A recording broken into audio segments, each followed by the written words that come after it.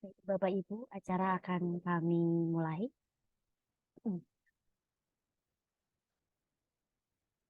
Assalamualaikum warahmatullahi wabarakatuh.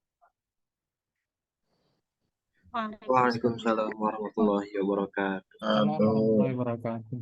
Alhamdulillahirrahmanirrahim. Wa bihi nasta'inu ala umuri dunya waddin. Asyhadu an la ilaha illallah wahdahu la syarikalah wa asyhadu anna Muhammadan abduhu wa rasuluh. Rabbi surahli sadri wa yassirli amri wahlul 'uqdatam min lisani yafqahu qawli amma ba'du. Yang terhormat narasumber pada kesempatan pagi hari ini, yang kami hormati Wakil Ketua Pusat Studi Manuskrip UIN Sunan Kalijaga, yang kami hormati pula Bapak Ibu peserta ngasah ngaji naskah yang ketujuh pada kesempatan pagi hari ini. Alhamdulillahirrabbilalamin, pada kesempatan pagi hari ini kita bisa berkumpul pada ruang Zoom ini untuk mengikuti sebuah diskusi ilmiah dengan tema tantangan merawat manuskrip di era digital. Mahkota sholawat serta salam semoga tetap terhatur kepada junjungan kita yang agung Nabi Muhammad SAW yang telah menghantamkan karang jahiliyah dan juga menerangi pelita kegelapan bagi semua insan. Bapak Ibu yang berbahagia, mengingat waktu yang semakin beranjak siang, izinkan saya sebagai pembawa acara serta moderator pada acara pada pagi hari ini untuk membacakan susunan acara yang akan kita laksanakan. Yang pertama adalah pembukaan, yang kedua adalah menyanyikan lagu Indonesia Raya dan juga himne UIN Sunan Kalijaga. Yang ketiga adalah sambutan Wakil Ketua Pusat Studi Manuskrip UIN Sunan Kalijaga. Yang keempat adalah ngasah ngaji naskah. Kemudian yang kelima adalah diskusi dan juga tanya jawab dan juga diakhiri dengan penutup. Bapak Ibu yang berbahagia, marilah kita memasuki acara yang pertama yaitu pembukaan. Kita awali dulu acara pada pagi hari ini dengan berdoa, dengan membaca basmalah bersama-sama. Bismillahirrahmanirrahim. Terima kasih, semoga dengan lafal basmalah tersebut, acara pada kesempatan pagi hari ini bisa terlaksana tak kurang suatu apa. Memasuki acara yang kedua, yaitu menyanyikan lagu Indonesia Raya dan juga himne UIN Sunan Kalijaga.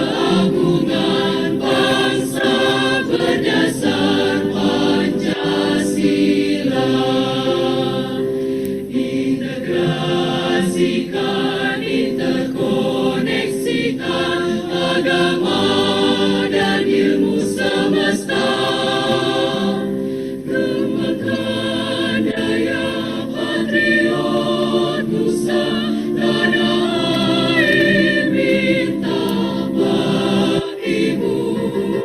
Jayalah negara, jayalah bangsa,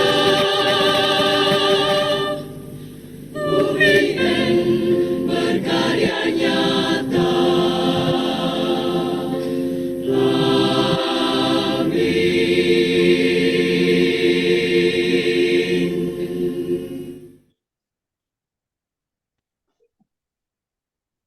Bapak Ibu yang kami hormati, acara yang ketiga adalah sambutan Wakil Ketua Pusat Studi Manuskrip UIN Sunan Kalijaga yang akan disampaikan oleh Bapak Dr. Maharsi M. Hum.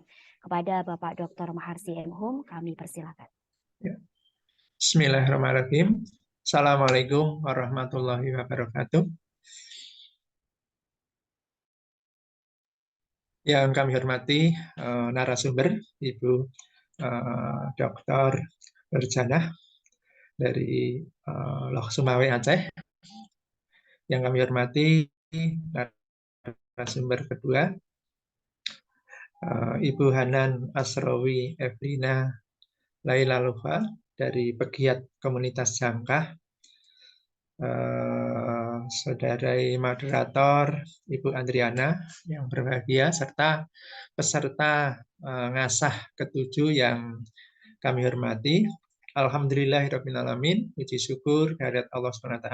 Pada pagi hari ini kita bisa melaksanakan kegiatan ngasah yang ke-7.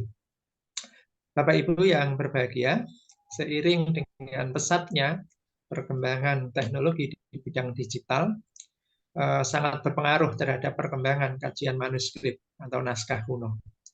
Naskah yang dulunya berupa artefak yang sangat dijaga secara fisik, sekarang sudah bisa didigitalkan. Tentu ini akan dapat menjaga kelestarian bahan artefak atau naskah itu sendiri, tanpa harus menyentuh langsung bahan artefak itu. Kita bisa memanfaatkan naskah-naskah itu sebagai bahan kajian, sehingga ini tentu berpengaruh terhadap bagaimana perkembangan kajian manuskrip itu sendiri. Namun demikian, tantangan untuk merawat agar naskah itu tetap bisa digunakan sebagai sumber belajar dan bahan kajian, itu saya kira menjadi tantangan yang sangat penting. Oleh karena itu, dalam edisi ngasah yang ke-7 ini, kita mengambil tema tentang bagaimana tantangan merawat manuskrip atau naskah kuno di era digital, dengan menampilkan para narasumber yang saya kira sangat kompeten di bidangnya. Yang pertama adalah Kepala Perpustakaan IAIN Loh Sumawe, Ibu Dr. Nurjanah SKG MIP, dan Pegiat Komunitas Jangkah Nusantara, Ibu Hanan Asrowi Evelina Lailufa, Sarjana Sastra. Marilah kita dengarkan dan kita ambil pengalaman, pengetahuan dari kedua narasumber, sehingga bisa bermanfaat bagi peserta ngasah pada pagi hari ini dan bisa mengembangkan kajian-kajian manuskrip ke depan. Atas nama Pusat Studi Manuskrip UIN Sunan Kalijaga, yang mengucapkan selamat ngasah dan terima kasih atas perhatiannya. Billahi taufiq wal hidayah. Assalamualaikum warahmatullahi wabarakatuh. Waalaikumsalam warahmatullahi wabarakatuh. Terima kasih kepada Bapak Dr. Maharsi M. Hum yang sudah menyampaikan sambutannya. Bapak Ibu yang berbahagia, memasuki acara yang keempat, yaitu acara inti, yakni adalah ngaji naskah yang ke-7 yang nanti akan dibersamai oleh pembicara kita yang pertama, yaitu Dr. Nurjanah SAG SIP MIP. Beliau adalah Kepala Perpustakaan IAIN Loh Sumawe. Kemudian pembicara yang kedua adalah Hanan Asrowi Evelina Lailufa SS. Beliau adalah pegiat komunitas Jangkah Nusantara.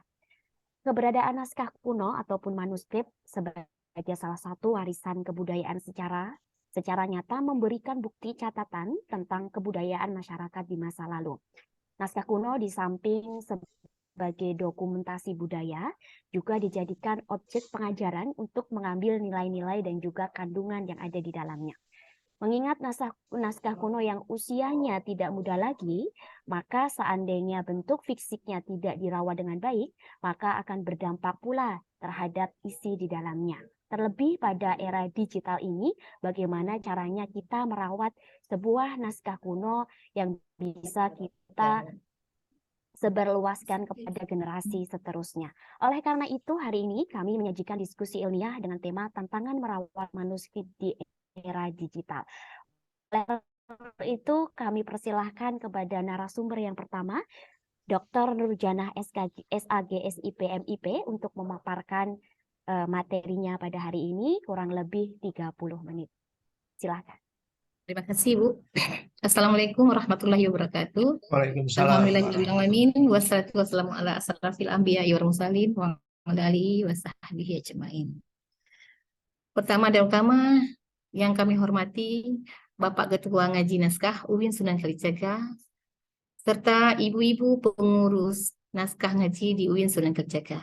Yang kedua yang kami hormati juga Ibu Hasnal Asrari Efdina Lailufa yang sama-sama menggeluti tentang naskah kuno, dan kepada Ibu pemateri yang berbahagia, serta para peserta Zoom pada hari ini yang sudah berhadir di waktu yang sama untuk mengikuti acara tentang temu ramah dan tanya jawab tentang naskah kuno.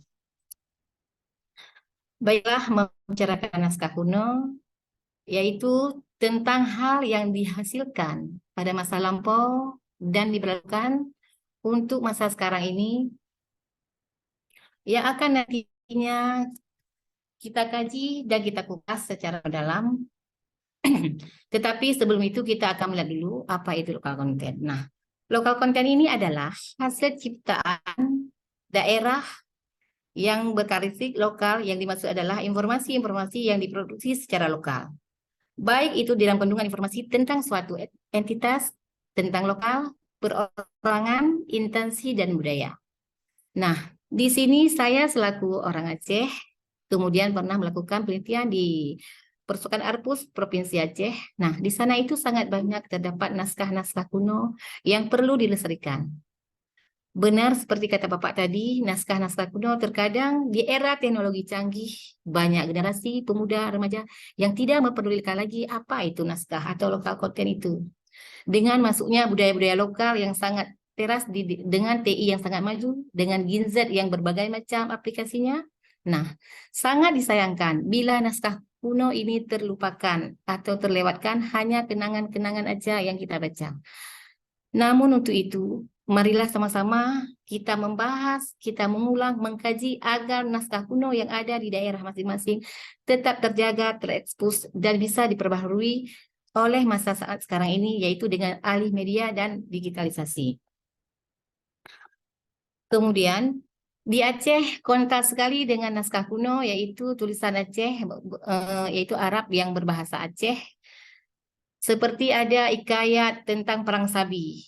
Nah, di sini hikayat Perang Sabi ini hikayat masa Belanda dulu yang sangat termasyhur, sangat megah, yang pernah ada di Aceh. Nah, seperti lokal konten ini sangat usam, sangat lapuk sudah. Bagaimana caranya kita memproduksi kembali, merawat kembali agar masih bisa kita pakai informasi yang ada di dalamnya. Nah, salah satunya saya ambil rujukan yaitu hikayat Perang Sabi. Hikayat ini ditulis dalam bahasa Jawa tetapi artinya bahasa Aceh, kemudian ada tulisan bahasa Indonesia dalam bahasa Aceh. Yang intinya di sini, di Pusaka Perguruan Tinggi itu Arpus Banda Aceh, mereka di sana menjaga kalau koleksi, dalam bentuk koleksi, mereka sudah mengadakan alih media yang tidak mengurangi isi kandungan yang ada di dalamnya. Kenapa dirawat dengan alih media? Membuat satu statement yang bisa dibuatkan ke dalam e-book dan e-jurnal. Nah, tidak mengurangi suatu arti dan makna yang ada di dalamnya. Kemudian pandangan kedua, naskah kuno ini sangat lapuk dan rapuh. dengan cahaya matahari, dengan lembabnya, sejuknya ruangan AC. Nah, oleh karena itu perlu kebijakan-kebijakan dalam menjaga dan merawat naskah kuno ini. Tentunya di sini di kami bagian perpustakaan ataupun bagian pelestarian naskah kuno ada yang namanya pelestarian fisik maupun pelestarian informasi yang terkandung di dalamnya. Nah, dengan adanya kebijakan, tentu di situ adanya nanti keuangan, adanya SOP, adanya dana dan tempat untuk melestarikannya. Oleh karena itu, Provinsi Aceh sudah mengelakkan dan mengadakan suatu ruangan untuk mengalih mediakan semua naskah-naskah kuno yang dianggap berpotensi dalam isinya, kontennya, dan informasi yang akan disebarkan khususnya masyarakat Aceh dan umumnya rakyat Indonesia, bahkan dipakai oleh mancanegara dalam melanjutkan penelitiannya. Nah, seperti di sini, saya kemukakan sedikit hikayat Rasabi. Apa artinya sini? Isi hikayat ini yang membahas bagaimana rakyat Aceh diajak dalam melawan Belanda. Tentunya nanti memperjuangkan bangsa Indonesia pada umumnya. Kemudian isinya lagi juga ditayangkan di sini bagaimana prinsip-prinsip yang ada di bidang kasihan, bidang sosial, bidang jiwa manusia dalam memperjuangkan negara Indonesia ini. Tulisan-tulisan ini banyak ditulis oleh para penulis Aceh. Ini yang saya angkat tentang Cik Pantikulu. Di sini kisah Perang Sabi ditulis oleh Cik Pantikulu. Diajak marilah semuanya untuk membuat satu komitmen yang mana semua orang harus menjaga, menulis dan membuat lagi tulisan-tulisan lainnya yang berupa hikayat Perang Sabi yang selanjutnya. Karena hikayat ini tidak hanya satu orang yang menulis. Ada beberapa orang yang menulis, kemudian disebarluaskan dan diaplikasikan tiap-tiap ada sepertinya pameran, adanya budaya-budaya lain, hikayat ini akan dinyanyikan dalam sebuah lagu. Akan ditayangkan dalam acara seperti hari-hari besar di Aceh. Nah, seperti ini bahasanya. Misalnya sedikit saya bacakan. Tentu saya tidak pandai menyanyi. Misalnya gini, Subhanallah ya Allah wa bihamdi. Puja ke Rabbi ya ini ansa wa jalla. Ulun puja po siro ke Rabbi ya ini. Allah bernabi ya nabi Aceh mulia. Nah, begitu artinya di dalam naskah ini. Nah, banyak kali informasi yang dikandung. Artinya apa? Ya Allah, berikanlah negara Aceh ini aman dan mulia. Berikanlah kemajuan untuk seluruh pemuka-pemuka ulama yang ada di Aceh. Itu maksudnya di sini. Kemudian selain lokal konten yang tertulis itu, ada juga lokal konten yang berupa adat budaya. Nah, adat budaya di sini banyak di Aceh yang tentunya Ibu pernah melihat setelah dipromosikan bahkan mancanegara. Pernah dulu adat tarian Aceh juga pernah dipertontonkan di Taman Mini yaitu Ratu Jaro. Yang di sini tariannya biasakan 7 orang, kemudian sering diadakan budaya di acara pesta, acara temu ramah, acara besar-besar Aceh. Nah, ini merupakan adat Aceh yang sangat terkenal di Aceh dan sangat dibanggakan. Kemudian selain tarian Sedati, ada Saman, ada Ale Tunjang, dan adat-adat Aceh lainnya. Kemudian, lokal konten juga diadakan dalam kajian agama. Contohnya, ada Merike Maulid. Nah, Merike Maulid ini merupakan budaya Aceh juga yang sekarang lagi digalak-galakkan, lagi diusahakan untuk tidak punah dari hadapan dan pandangan manusia Aceh yang era hidup di zaman digital ini.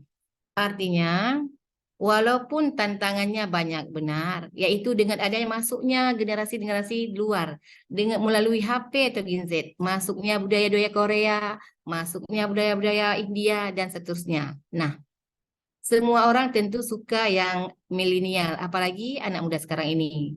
Sukanya emansipasi yang canggih, yang hasil saji cepat. Nah, namun kita tidak boleh mengalah, tidak boleh surut dalam mempertahankan, menjaga, mempublikasikan budaya-budaya naskah kita di hadapan mereka. Kenapa? Karena biar semua produksi yang ada di daerah masing-masing, baik itu Jawa, baik itu Kalimantan, tak lepas dari Aceh, harus tahu bagaimana yang telah dihasilkan oleh nenek moyang kita dulu. Dengan susah payah mereka menulis di kertas lembar, di kulit binatang, dan di batu, dan lain-lain sebagainya.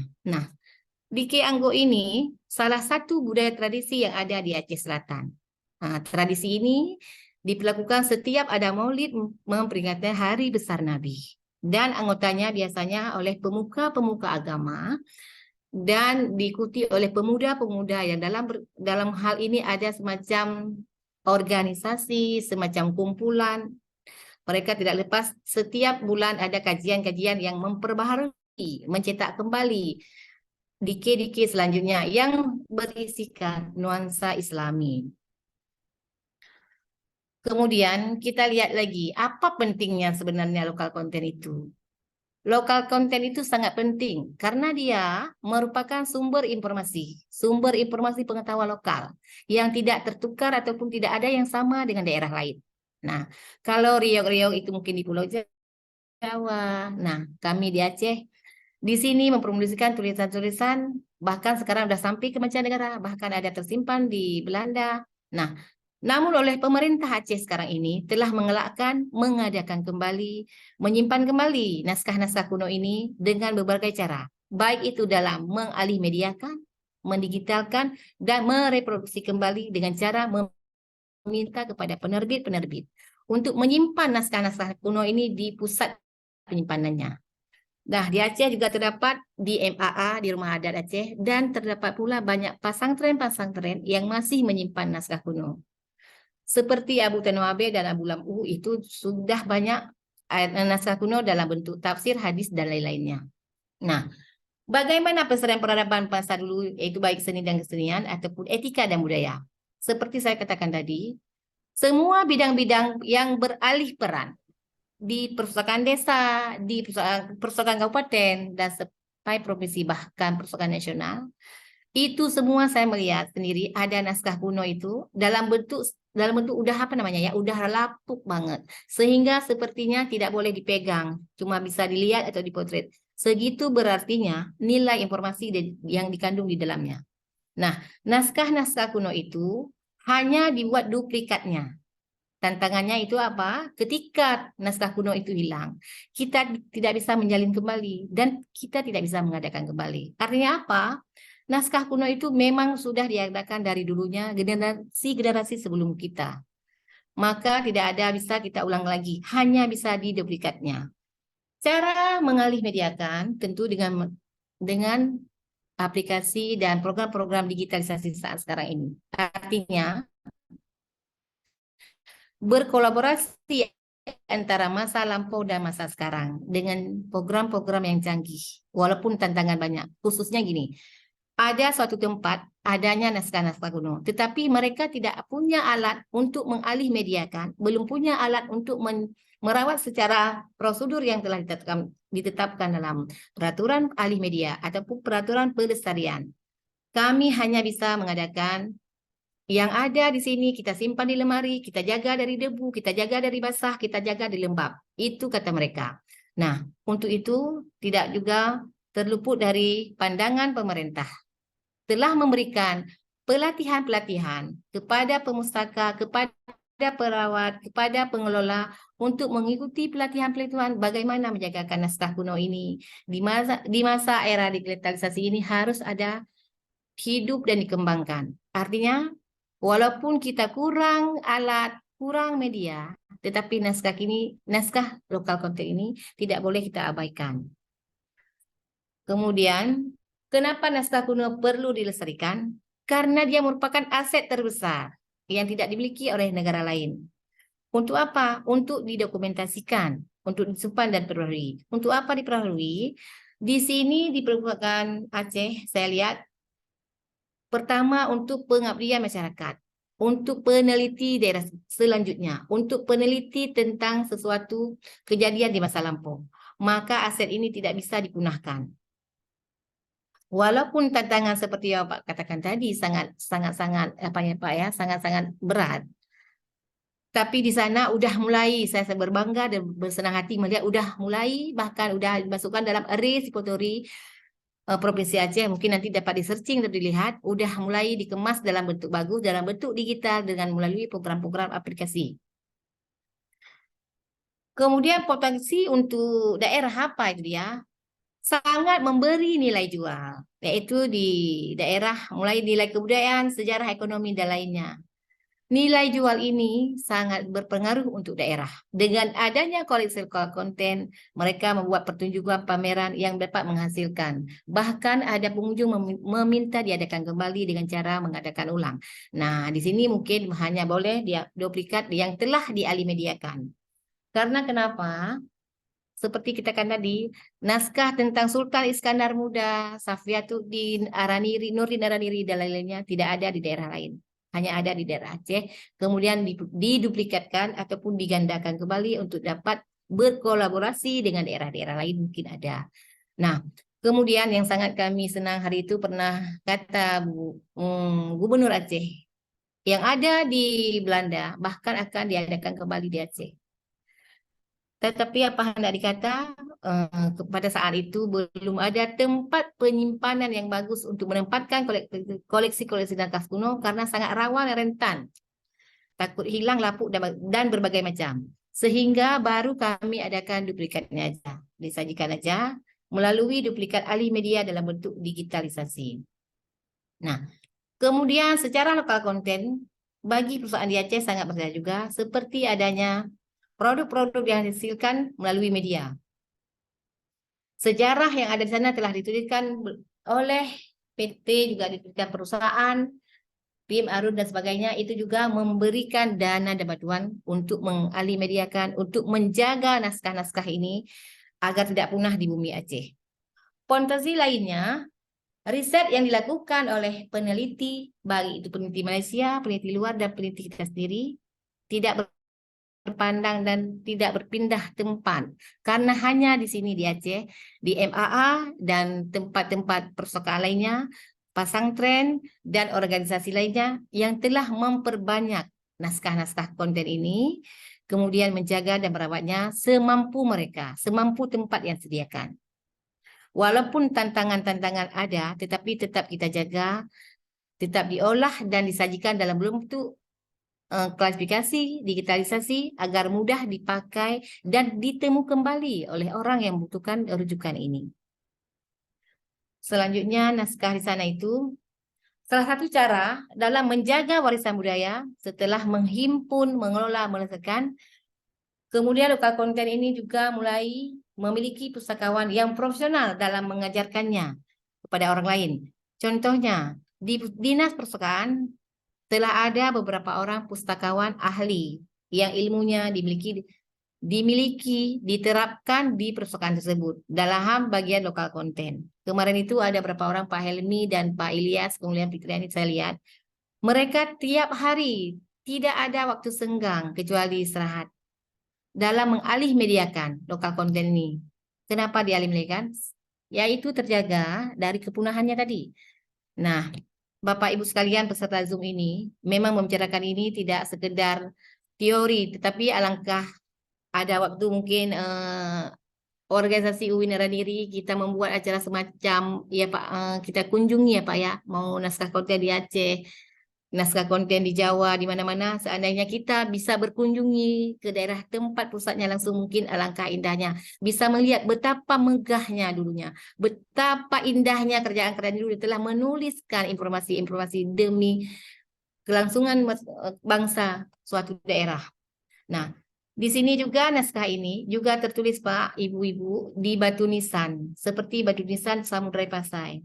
Itu bagaimana merawatnya? Nah, selain naskah kuno disimpan di sana juga tulisan-tulisan di batu nisan, yaitu dengan cara memugarnya, membersihnya, menjaganya ataupun mengecek kembali agar tulisan-tulisan di batu nisan itu juga hilang. Itu salah satu juga hasil aset daerah apalagi Aceh yang sangat dikunjungi banyak orang tentang kerajaan Samudra Pasai.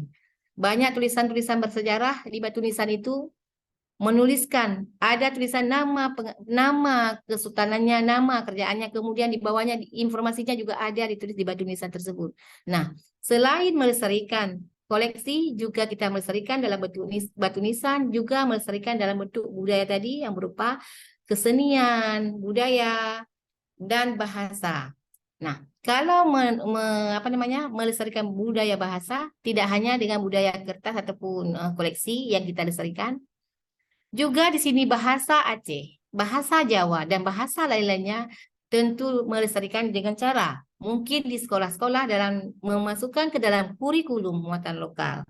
Nah, di sini di Aceh telah berlaku pada hari Kamis biasanya itu ada jam muatan lokal untuk berbicara bahasa Aceh, berpakaian dalam bahasa Aceh, dan tutur sapa dalam bahasa Aceh. Artinya itu apa? Menjaga koleksi daerah, bahasa daerah dilestarikan dengan cara membiasakan, mempraktikkan agar bahasa-bahasa daerah juga hilang, tidak punah walaupun ada bahasa Inggris, Jepang dan sebagainya. Itu hanya penambahan bahasa saja. Tetapi bahasa ibu, bahasa diri, jati diri suatu daerah tidak bisa dilupakan. Nah, oleh karena itu, Indonesia ini sangat kaya dalam beragam macam, yaitu bahasa, budaya, seni, dan lain-lainnya. Maka di kami sini, tiap-tiap hari Kamis, Senin, kami terapkan bahasa daerah dan bahasa ibu. Nah, pelestarian juga dilakukan salah satunya yaitu dengan, udah seperti saya katakan tadi, yaitu alih media informasi. Nah, ini banyak sekarang di Aceh dibahasakan dalam bentuk koleksi juga sudah, dalam bentuk kaset-kaset CD, seperti film-film dokumentasi, film-film Aceh dan lainnya udah didokumentasi dalam CD dalam bentuk itu mungkin agar mudah kita muternya. Dan cara merawatnya agar CD dan video-video yang telah dibuat tidak hilang dalam bentuk gambar atau sejarahnya, maka kami menempatkan pada tempatnya. Tempatnya CD itu dirawat dari debu, dijaga dari kelembaban udara, dan dijaga dari kepanasan matahari. Nah, agar kaset CD ini bisa diputar ketika masyarakat ataupun pengunjung yang akan membutuhkannya. Nah, salah satu contoh di perpustakaan itu ada juga tempat memutar kaset-kaset CD, yaitu di ruangan audio visual. Kami terapkan di sana. Kenapa? Karena zaman sekarang mahasiswa ataupun siswa ataupun masyarakat banyak menonton, ya boleh dikatakan film Korea yang disenangi anak-anak muda, film India yang disenangi ibu-ibu rumah tangga. Nah, kami bilang juga mengadakan, karena saya juga pernah membuat perpustakaan Gampung, yang itu di Aceh namanya Gampung atau desa, yang udah keluar juga tadi sertifikat dari nasional. Kami tiap 1 hari dalam seminggu selalu temu kaji juga dalam membahas lokal-lokal konten ini. Nah, kadang saya putarkan video-video yang berbentuk lokal konten. Mereka dengan senang hati menonton. Nah, apa artinya? Masih menyintai produk sendiri. Walaupun produk digital, produk canggih zaman sekarang masuk, tapi kita masih bisa membentengnya dengan mengenal kembali, mengkaji kembali, mengingat kembali, memperlihat kembali, mempertonton kembali hasil-hasil yang udah kita simpan dan kita jaga, yaitu lokal konten. Kemudian, agar informasi ini tidak rusak, maka generasi-generasi muda, ibu bapak, perlu kadang-kadang di mata kuliah kita masukkan. Kita ulang kaji sejarah-sejarah lama, bahwa mereka harus tahu bagaimana sejarah itu ada, bagaimana lokal konten ini berkembang di tengah era yang sangat canggih sekarang ini. Maksudnya, dengan HP bisa menonton, bisa yang dicarinya ilmu informasi negara Jepang, bahkan bisa negara-negara lain akan dilihatnya. Artinya kadang-kadang tidak sewajarnya anak-anak kecil ini menonton yang belum pada masanya, maksud saya. Makanya dengan memperlihatkan hasil-hasil lokal konten kita, mungkin agak sedikit jeda bisa terlupakan produk-produk luar. Artinya mereka tahu bahwa ini dulu pernah ada di Aceh, pernah ada di Jawa, pernah ada di Kalimantan, walaupun masuk budaya-budaya asing ke negara kita. Artinya bisa beriring, sejalan dalam memandu, memantau, dan memakai untuk kehidupan sehari-hari. Karena adanya tadi lokal-lokal konten yang kita pertontonkan, kita arahkan, kita bacakan ke mereka. Nah, selain itu ada beberapa strategi dalam menjaga dan menjaga naskah-naskah konten ini tetap hidup, tetap bisa berjalan, bisa dipakai informasinya oleh masyarakat sepanjang hayat. Yaitu tadi setelah mengumpul budaya warisan berbagai dalam format cetak maupun digital, kemudian melakukan proses katalog. Seperti di perpustakaan, ibu bapak mungkin tahu, yang namanya klasifikasi, kami menempatkan budaya-budaya lokal ini dalam lokal konten masing-masing yang kami berikan kode-kode sesuai dengan klasifikasi perpustakaan. Nah, untuk apa dikode, untuk apa diberikan perbedaan itu, untuk menjaga masyarakat agar mudah temu kembali informasi ketika mereka membutuhkannya. Itu salah satu strategi menjaga lokal konten juga. Kemudian menyediakan akses terhadap warisan budaya dengan kebijakan praktek seperti proses digitalisasi. Nah, itu merupakan teknik-teknik yang kita lakukan di sini, di perpustakaan juga, di provinsi juga. Mereka menyediakan bagaimana semua orang yang datang mengunjung ke perpustakaan dapat mengakseskan secara cepat tepat yang mereka butuhkan. Itu disiapkan link dan aplikasi di web, di OPAK dan sebagainya yang ada di provinsi tersebut. Nah, ketika mereka bisa mengakses, bisa menonton, bisa melihat, artinya apa? Bahwa lokal konten ini tidak ditinggalkan oleh generasi-generasi sekarang. Karena mereka bisa mencari, menemukan kembali yang ingin mereka jaga, ingin mereka lihat ada tepat pada waktunya. Nah, kemudian bagaimana cara lagi mengimplementasikan persoalan sebagai fasilitator, yaitu kegiatan berkaitan dengan pelestarian budaya. Nah, yang kami lakukan di sini seperti kemarin dilakukan oleh perpustakaan IAIN Sumawe, yaitu dengan cara memperlombakan bagaimana cara mereka memakai baju adat, memperlombakan bagaimana menyanyikan lagu daerah Aceh, memperlombakan bagaimana membaca naskah-naskah lokal konten yang kuno dulu dalam bahasa Jawa, tetapi bahasa daerah ada juga dengan bahasa Indonesia. Nah, dengan cara demikian, mungkin ada sedikit trik tantangan yang kita lakukan, walaupun itu agak tidak disenangi mungkin beberapa orang, tetapi kemarin kami bilang begini, suka tidak suka, mau tidak mau, budaya ini terus kita sajikan, terus kita pertontonkan, terus kita perlihatkan. Yang tujuan kita agar budaya-budaya ini tidak hilang dimakan masa, tidak lapuk dengan waktu, dan tidak hangus dengan terapan matahari panas matahari. Maka setiap ruangan di perpustakaan, suhu udara dan suhu kelembabannya harus jaga. Kenapa? Agar koleksi-koleksi tidak rapuh dengan panas matahari, tidak kotor, tidak rusak dengan banyaknya debu, dan tidak uap dengan basah dengan adanya AC. Nah, itu trik-trik yang kita lakukan. Dan untuk selanjutnya, mungkin setelah kita lakukan ini, semua ini kita saji dalam bentuk digital, dalam bentuk aplikasi. Mereka hanya mencari aja yang mana yang telah kami siapkan, itu yang mereka minta. Dan sepertinya untuk memperbaiki hal-hal seperti ini, untuk memperbaiki naskah-naskah tidak bisa dalam waktu singkat. Artinya, kita harus membuat program berkelanjutan. Tiap tahun ada program pelestarian.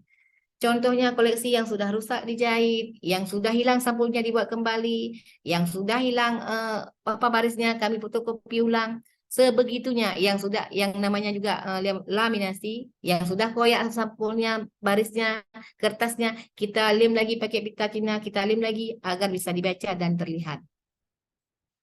Oleh karena itu memang banyak sekali tantangan-tantangan yang harus dilakukan pada masa ini. Walaupun begitu Pak, Ibu yang terhormat dan para peserta, namun saya menghimbau kepada seluruh generasi-generasi sekarang, jangan pernah meninggalkan budaya-budaya lokal kita, jangan pernah meniru budaya-budaya barat dalam hal yang tidak menginspirasi pengetahuan, dalam hal yang tidak baik. Marilah sama-sama kita tuju, kita jaga, kita lestarikan budaya kita, baik itu budaya daerah Jawa dan Bali dan Aceh sebagainya. Mungkin nanti bisa kita sajikan dalam bentuk tanya jawab ataupun sharing Bapak Ibu, bisa dilanjutkan. Mungkin hanya ini dulu yang dapat saya paparkan, selaku saya baru-baru juga mengasah mengasuh lokal konten yang ada di Aceh. Demikian Bapak Ibu, lebih dan kurang saya minta maaf. Billahi taufiq wal hidayah. Assalamualaikum warahmatullahi wabarakatuh. Waktu saya kembalikan kepada moderator. Waalaikumsalam warahmatullahi wabarakatuh. Terima kasih sekali untuk Ibu Dr. Nurjana SK, SAG, SIP, MIP atas materi yang sangat luar biasa ini. Oke, baik, kita lanjutkan. Untuk materi yang kedua akan disampaikan oleh yang terhormat Ibu Hanan Asrowi Evelina Lai Lufa SS. Beliau adalah pegiat komunitas Jangkah Nusantara. Akan tetapi untuk Bapak Ibu sekalian yang ingin bertanya, silahkan untuk mengisi ataupun menulis pada kolom chat masing-masing. Nanti akan kita diskusikan pada sesi setelah pemaparan materi. Dan di situ sudah tertera link untuk presensi. Silahkan Bapak Ibu untuk mengisi presensi terlebih dahulu, di mana nanti Bapak Ibu akan mendapatkan sertifikat melalui email masing-masing. Baik, untuk pemaparan materi yang kedua, saya persilahkan Ibu Hanan Asrowi Evelina Lailova. Terima kasih Mbak Ana untuk kesempatannya. Luar biasa sekali Ibu Nurjanah atas pemaparannya tadi ya Ibu ya. Tadi Ibu membahas apa namanya beberapa kegiatan yang bisa kita lakukan setelah naskah itu atau apa namanya local konten yang sudah digitalisasi. Nah, saya ini akan membahas dari segi tantangan yang akan dihadapi ketika naskah tersebut akan digitalisasi. Oke, mungkin saya mau share screen dulu.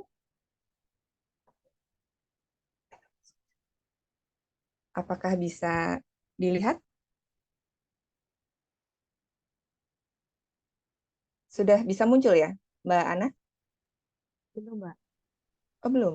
Belum. Sebentar. Hmm.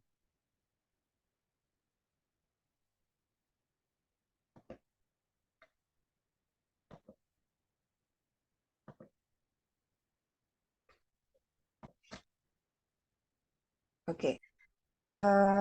Untuk diskusi pada hari ini, saya beri judul pemetaan sebagai upaya mendukung digitalisasi.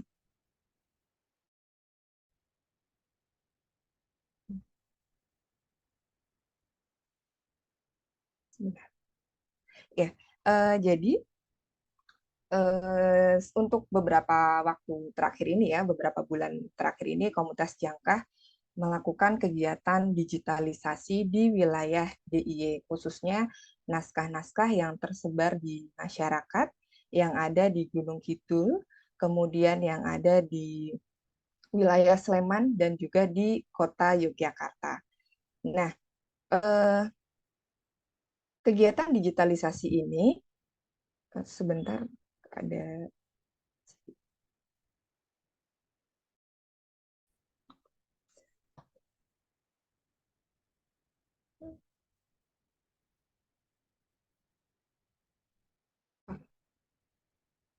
Oke, jadi dari kegiatan digitalisasi ini dimulai dengan kegiatan pemetaan. Nah, mungkin sebelum masuk kepada pemetaan itu sendiri apa, saya mau mengulas kembali apa itu manuskrip. Tadi Bu Nurjanah membahas bahwa manuskrip itu sebagai local content atau juga dengan istilah lain yang cukup populer disebut local wisdom atau juga local genius yang merupakan tulisan tangan dari buah pikiran dan sudah berusia puluhan tahun.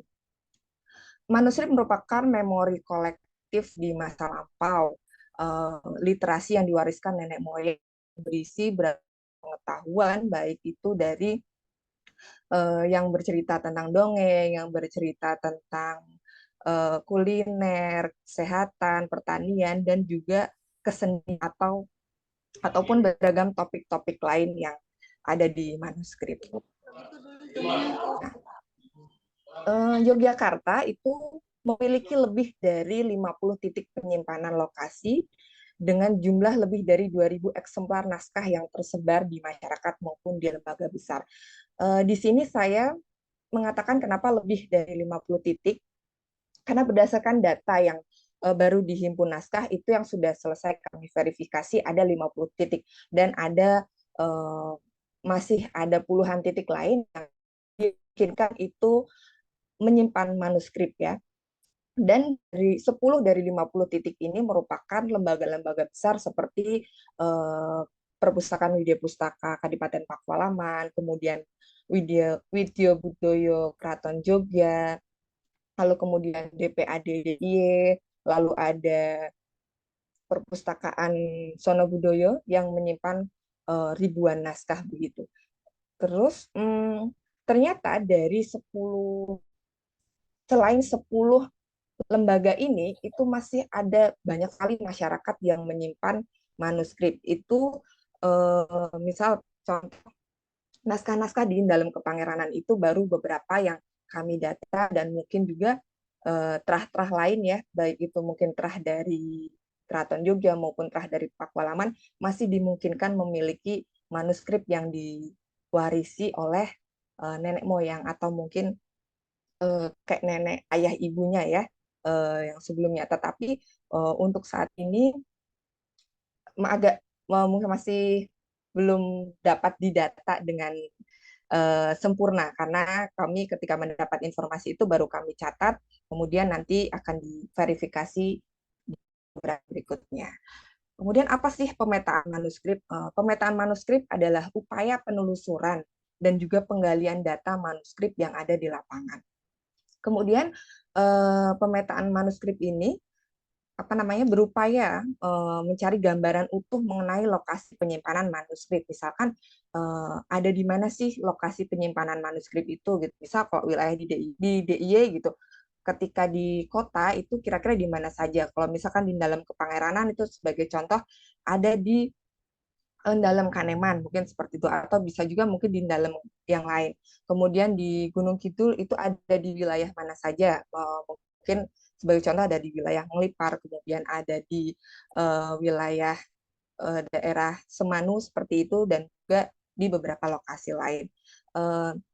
Kemudian selain itu juga pemetaan manuskrip ini untuk mengetahui jumlah manuskrip dan juga kondisi fisik di lokasi penyimpanan. Jadi, misal di dalam itu ada berapa jumlah manuskrip yang tersimpan di sana. Lalu dia disimpan di dalam wadah apa? Misalkan apakah ada yang ada di lemari dengan kondisi yang baik, atau suatu ketika kami menemukan dalam suatu tumpukan di pojok ruangan di mana itu naskah-naskah tulisan tangan itu hanya ditumpuk begitu saja, lalu ternyata di bagian paling bawah itu adalah naskah yang berisi puluhan iluminasi. Nah, itu jadi kasihan banget tuh jadinya kondisi, padahal itu yang paling cantik ya naskahnya karena dia punya banyak gambar, tapi karena dia kondisi penyimpanannya tidak memadai, jadi dia sudah lepas dari jilidan, kemudian kondisinya itu sangat lembab ya. Jadi kalau dipegang itu kertasnya terasa agak basah begitu, dan juga beberapa sisinya itu sudah pada rompal. Itu, tapi naskah itu belum sudah kami data, tetapi masih dalam proses untuk digitalisasi karena kondisinya sangat rentan sekali. Kemudian dari mana Jangkah ini berangkat melakukan pemetaan manuskrip yang ada di wilayah DIY. Jadi suatu ketika kami itu bingung gitu. Jogja itu kan termasuk skriptorium yang cukup besar ya, karena ada Keraton Jogja dan juga ada Kadipaten Pakualaman gitu. Mungkin juga di beberapa pondok-pondok di wilayah Jogja itu dimungkinkan mereka juga memproduksi naskah sendiri. Terus selain itu, selama ini kita hanya tahu naskah yang di lembaga besar. Nah, yang di luar itu sebenarnya ada berapa sih gitu. Kemudian pada suatu ketika Jangkah diajak kerjasama oleh PPIM UI Jakarta dan untuk mendigitalisasikan manuskrip yang ada di wilayah Jogja. Kemudian dari situ kan mau tidak mau kami harus melakukan penelitian pemetaan dengan langsung terjun ke lapangan, begitu ya. Jadi saat itu dari data yang sudah kami miliki, kami langsung survei ke lokasi, terus juga kami mengumpulkan lagi informasi-informasi dari local agent yang kami miliki untuk melakukan pendataan dan juga nembung ya istilahnya, atau meminta izin untuk mendigitalisasi naskah yang mereka miliki. Kemudian skema pemetaan manuskrip sendiri itu memang sebenarnya serupa dengan pemetaan sastra ya. Pemetaan sastra ini merupakan studi geografi sastra yang berkembang sejak awal abad ke-20 di Inggris, Swiss, dan Perancis. Nah, studi ini dipelopori oleh William Sharp pada tahun 1904 dalam bukunya Geography Literary. Nah, foto yang saya tampilkan ini merupakan peta lokasi utama dalam novel Walter Scott ya. Jadi para ilmuwan pada abad ke-20 ini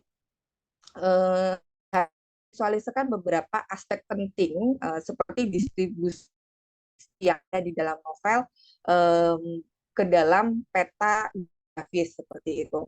Lalu kalau di Indonesia sendiri pemetaan sastra ya, khususnya manuskrip yang berkembang atau yang paling yang paling umum bagi anak filologi itu biasanya adalah studi korpus ya, yang paling ditonjolkan karena pemetaan manuskrip atau pemetaan korpus pada saat ini, maksudnya yang lebih tinggi itu adalah dari dalam teks. Nah, manuskrip itu sendiri kemudian dibandingkan atau melalui studi intertekstual sehingga didapatkan suatu asal usul dari mana isi teks tersebut berasal dan juga persebaran teks itu kemana saja. Nah, ternyata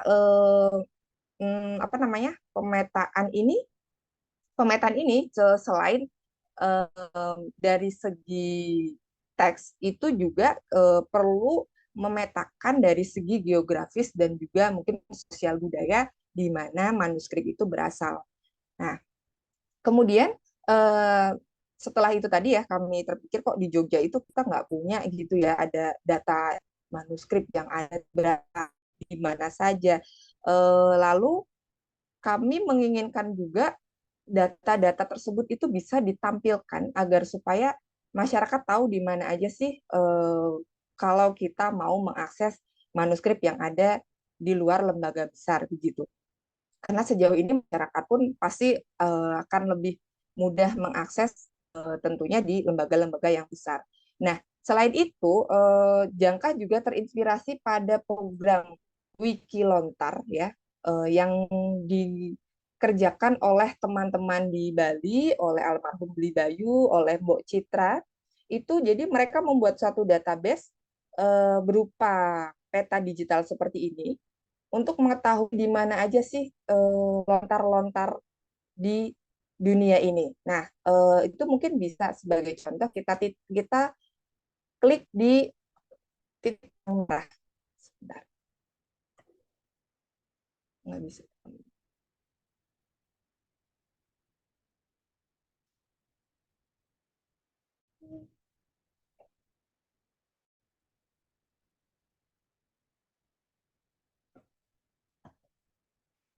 Oh, sorry, ini sebenarnya ada sedikit gangguan teknis.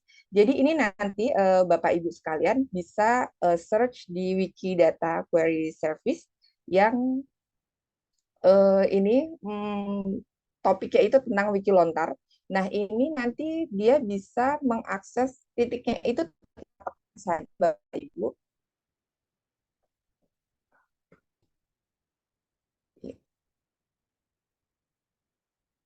Nah, itu nanti bisa kita geser, ada di mana, misal dia di Bali, ketika titik tersebut kita tekan, maka muncul di mana saja lokasi lontar itu berada. Sebagai contoh, misalkan di Jakarta ya, di Jakarta itu ada di Perpustakaan Nasional.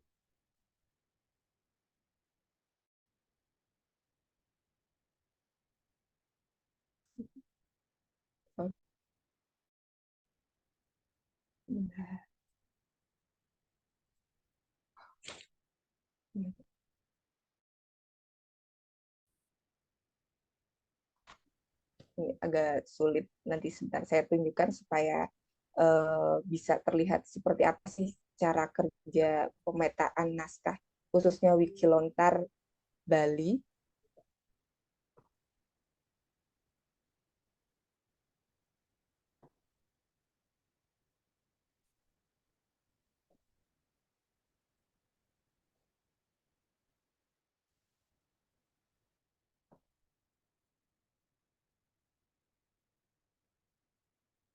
Mohon maaf ini agak itu juga lemot karena jaringan saya agak sedikit bermasalah juga.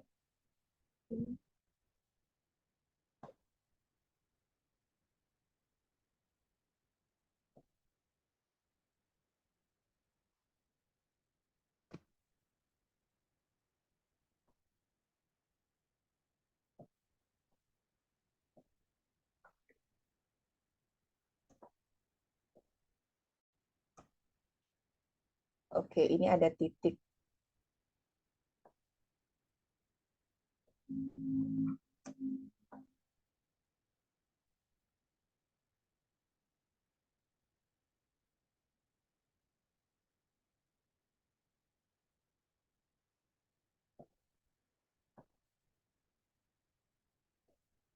Ya, oke. Ini saya coba klik di Denpasar. Nah, ini nanti akan muncul ada naskah milik lontar milik siapa. Biasanya ada Geguritan Gusti Wayan. Nah, itu nanti bila kita klik lagi, kita perbesar lagi, kita akan menemukan ada berapa jumlah lontar yang ada di sana. Seperti itu sedikit gambaran mengenai pemetaan manuskrip secara digital. Lalu apa sih urgensi pemetaan manuskrip? Itu yang pertama, belum ada data konkret mengenai jumlah manuskrip yang ada di masyarakat. Lalu yang kedua, data wilayah persebaran manuskrip yang dinilai belum memadai. Oke, mungkin selama ini kita tahu di misalkan di Jogja ada beberapa lokasi manuskrip, tetapi itu kan datanya persebaran manuskripnya juga tidak pernah tahu gitu. Apalagi mungkin bisa menemukan data persebaran itu dikarenakan naskah yang dibawa ke Belanda atau misalkan naskah yang dibawa ke Inggris seperti itu. Tapi kan kita tidak tahu persebaran yang ada di masyarakat itu seperti apa gitu. Jadi ini perlu digali lagi bagaimana persebaran manuskrip yang ada di masyarakat. Kemudian umumnya manuskrip yang sudah terdata itu hanya ada di lembaga-lembaga besar. Itu sudah ada dalam bentuk katalog yang bahkan mungkin katalog pun belum punya data terbaru lagi ya, karena biasanya setiap tahun, entah itu mungkin berapa tahun sekali, pasti ada apa namanya, mungkin manuskrip yang rusak, yang hilang, atau bahkan mungkin apa namanya penambahan manuskrip. Kayak sebagai contoh di Perpustakaan Pura Pakualaman itu belum lama juga mengalami penambahan koleksi. Nah, itu juga tidak kemudian buku katalognya langsung diperbarui seperti itu. Nah, itulah kenapa pemetaan ini sangat perlu dilakukan. Lalu, fungsi pemetaan. Di sini saya membagi fungsi pemetaan menjadi dua kategori ya. Yang pertama secara fisik itu berhubungan dengan manuskrip itu sendiri gitu. Dengan pemetaan kita jadi mengetahui daya hidup atau keawetan dari manuskrip, karena seperti kita ketahui manuskrip itu kan terancam punah, terus kemudian juga mengalami kondisi kritis di mana sistemnya yang mungkin bisa tidak terdeteksi atau mungkin juga sistem pewarisannya yang tidak baik, bisa juga kondisi dari komunitas ya atau dukungan komunitas yang sudah tidak lagi menaruh perhatian pada. Selain itu, pemetaan ini berfungsi untuk pedoman penanganannya ya, untuk tindakan pelindungan manuskrip supaya dapat dilakukan dengan sistematis dan juga efektif. Sehingga kita bisa menentukan nih manuskrip ini perlu kita preservasi seperti apa gitu, atau mungkin perlu kita revitalisasi secara sastra, atau mungkin kita restorasi, atau mungkin digitalisasi. Nah, dari situ kita bisa melihat kebutuhan atau tindakan yang pasti untuk menangani manuskrip-manuskrip yang rentan ini. Kemudian secara fisik itu dapat memberi informasi kondisi sosial, ekonomi, dan budaya di mana di lingkungan di mana naskah itu disimpan. Jadi kita bisa tahu misalkan ada satu contoh gitu, naskah itu disimpan di wilayah katakanlah di Gunung Kidul begitu ya. Itu ada kondisi di sana. Jadi karena dia ada di wilayah perbukitan sehingga agak sulit untuk mencapai ke sana seperti itu. Jadi naskahnya ini tidak mendapat perhatian lebih maksimal. Kemudian yang kedua, memberi data kebutuhan dan rintangan yang dihadapi. Nah, data kebutuhan ini misalkan kebutuhan untuk manuskrip itu sendiri bisa berupa tempat penyimpanan atau mungkin juga rintangan lokasi ketika kita akan ke sana dan lain sebagainya. Itu kita jadi bisa mendapatkan gambaran ketika akan menuju lokasi dan juga melakukan preservasi terhadap naskah tersebut. Nah, berikutnya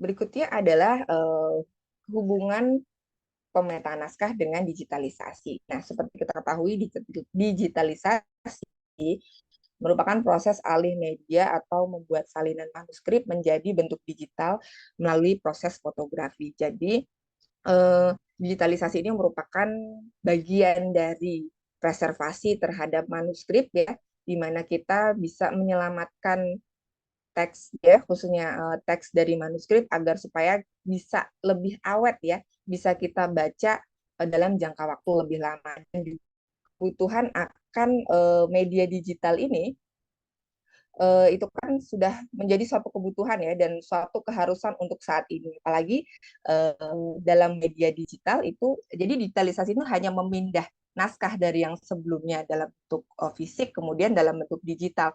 Bentuk digital ini sangat memudahkan bagi baik itu pemilik naskah maupun para peneliti atau pecinta manuskrip untuk ikut membaca ataupun ikut mempelajari isi yang ada di dalam manuskrip gitu, karena manuskrip itu kan cepat kondisi rentan dan mudah rusak. Kalau dia selalu dibuka terus-menerus itu akan berpengaruh pada kondisi fisiknya, sehingga jika dilakukan digitalisasi maka akan memudahkan para peneliti untuk mengaksesnya dan juga bisa merawat naskah lebih lama. Peran pemetaan dalam digitalisasi. Pemetaan ini berperan menyediakan data yang sudah didigitalisasi. Jadi dari hasil memetakan itu, mana sih ini dari naskah-naskah yang kondisinya rentan itu yang bisa kita dahulukan untuk digitalisasi. Karena kan kondisi naskah itu dalam proses digitalisasi ada 3. Yang pertama itu kondisinya bagus, di mana secara fisik dia bagus, terus kemudian juga teksnya masih terbaca dengan jelas. Lalu kemudian yang kedua itu kondisi yang rentan, di mana mungkin tintanya sudah semakin buram, atau juga bisa kondisi kertasnya atau alas naskahnya itu yang dia robek, rusak, kotor, dan sebagaimananya itu tergolong sebagai naskah dan yang rentan. Kemudian yang ketiga adalah naskah yang benar-benar rusak, di mana kita nggak bisa baca lagi itu isi teksnya apa. Nah, kemudian pemetaan ini juga berperan dalam menentukan target dan implementasi pemetaan. Dan yang terakhir membantu merencanakan program sebelum terjun digitalisasi ke lapangan.